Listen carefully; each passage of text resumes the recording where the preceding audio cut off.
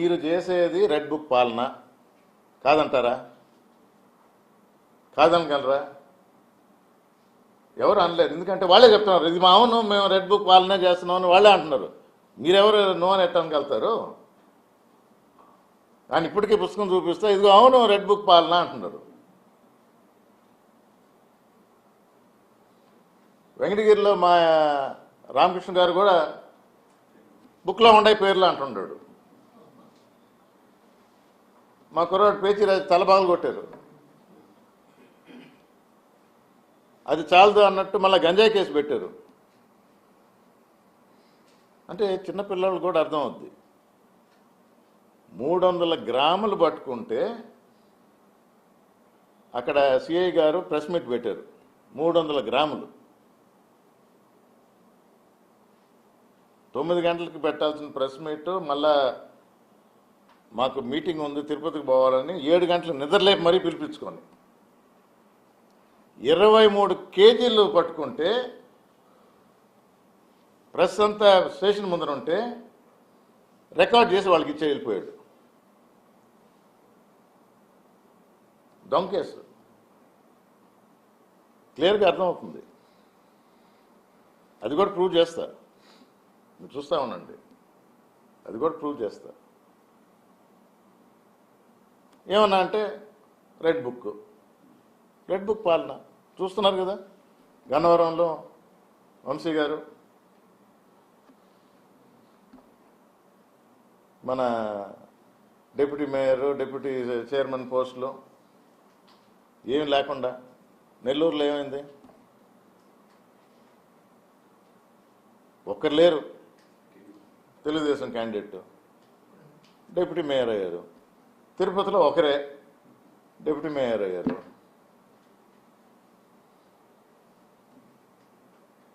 ఇది గొప్పగా చెప్పుకోవటమా? ఎలక్షన్ పెట్టండి. చంద్రబాబు నాయుడు గారు ఎప్పుడైనా లోకల్ బాడీ ఎలక్షన్స్ పెట్టారా? మా వాళ్ళు అంటా ఉంటారు ఎలక్షన్స్ వస్తుంది. చంద్రబాబు నాయుడు గారు ఎప్పుడు పెట్టరాయా బాబు? ఆయన లోకల్ బాడీ ఎలక్షన్స్ ఎప్పుడు పెట్టరు. అందులో 6 నెలల్లో ఎంత వ్యతిరేకత ఉందనంటే క్లియర్గా జనమే చూపిస్తారు. ఆయన పెట్టరు.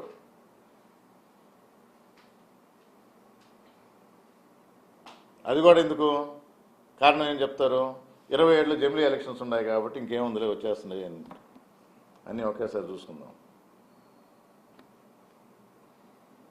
అది కూడా మీకు చెప్తున్నా, 27లోనే జమిలీ ఎలక్షన్. జనం ఆయన నమ్మి ఆయనకు ఓట్లు వేశారు. మీకేంటి డౌట్? 40% ఓటర్లు ఆయన పక్కే ఉండరు.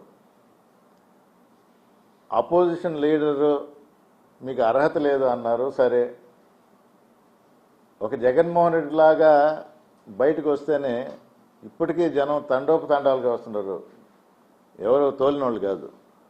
అదే ప్రస్తుతం ఉన్న మంత్రి కానీ ముఖ్యమంత్రి కూడా రావటంలా. జనంలో జగన్మోహన్ రెడ్డి ఉన్న ఆదరణ ఆడ క్లియర్గా కనబడుతుంది. ఆయన చేసిన మంచి పనులు కొన్ని ఎలా ఉంటాయంటే ఉన్నప్పుడు గుర్తించరంట, లేనప్పుడు వాటి విలువ ఇంకా తెలుస్తుందంట.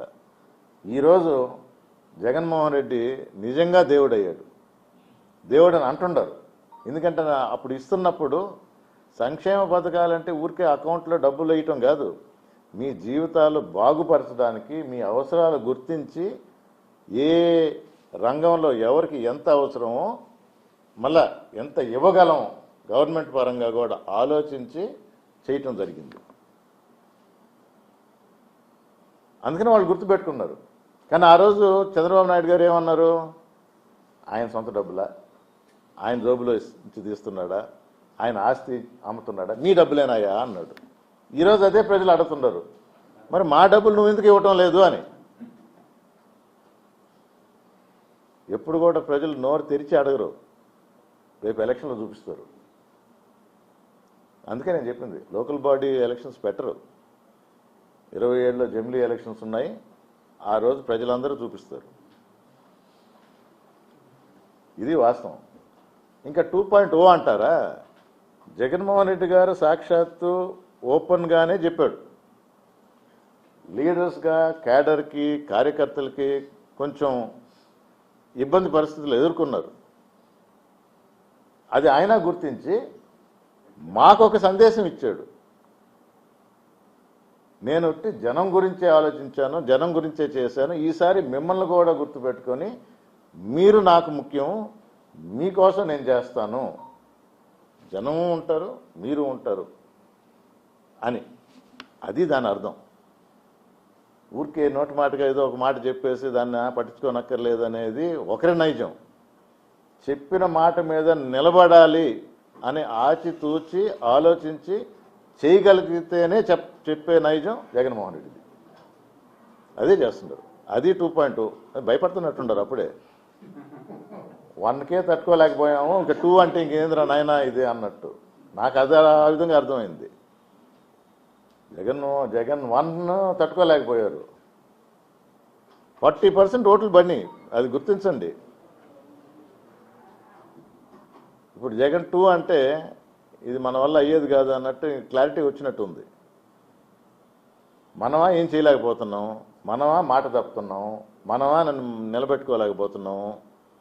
ప్రజలు ఆల్రెడీ చేతుకరించుకుంటున్నారు, ప్రజలు క్లారిటీ వచ్చింది. ఇప్పుడు ఇంకా నెక్స్ట్ ఈయన 2 అవతారం ఎత్తి మా కార్యకర్తల కోసం కూడా నేను ఉండబోతున్నాను అని అంటే ఇది చాలా ఇబ్బందికరమైన పరిస్థితి అని గుర్తించారు. అది దాని అర్థం.